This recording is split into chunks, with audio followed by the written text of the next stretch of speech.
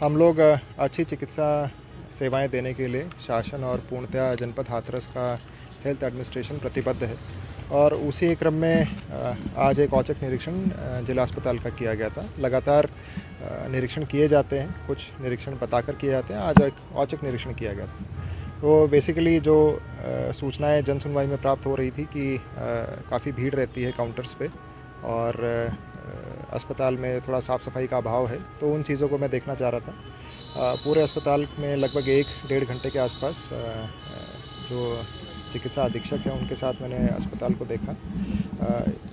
अस्पताल में जो चिकित्सकों की संख्या है, मैंने देखा सभी चिकित्सक अपने कक्षों में मरीज़ों की ओपीडी कर रहे थे, पेशेंट्स की ओपीडी कर रहे थे। यह बात बिल्कुल सही है कि क्योंकि सीज़नल डिजीज़ेस आती जाती रहती हैं, तो उस कारण से अभी पेशेंट लोड काफ़ी है। और आज औचक निरीक्षण करने पे पाया गया कि हमारी जो अस्पताल की विद्युत व्यवस्था है वो समुचित रूप से प्लान वे में वो ठीक नहीं है। यहाँ 4 ट्रांसफार्मर्स हैं। ये ट्रांसफार्मर्स जो मुझे अवगत कराया गया है ये स्वास्थ्य विभाग के ही हैं, लेकिन वैकल्पिक रूप में ट्रांसफार्मर नहीं है। अस्पताल में जो मूलभूत सुविधाएं होनी चाहिए वो सभी मूलभूत सुविधाएं हैं। मैंने पाया रेडियोलॉजिस्ट अल्ट्रासाउंड भी कर रहे थे और एक्सरे भी हो रहे थे, लेकिन क्योंकि आज अचानक बिजली चली गई और जनरेटर में वो कैपेसिटी नहीं है उतना लोड बेयर करने की, तो उस समय जब मेरे निरीक्षण में वो उस समय चलित अवस्था में नहीं पाए गए।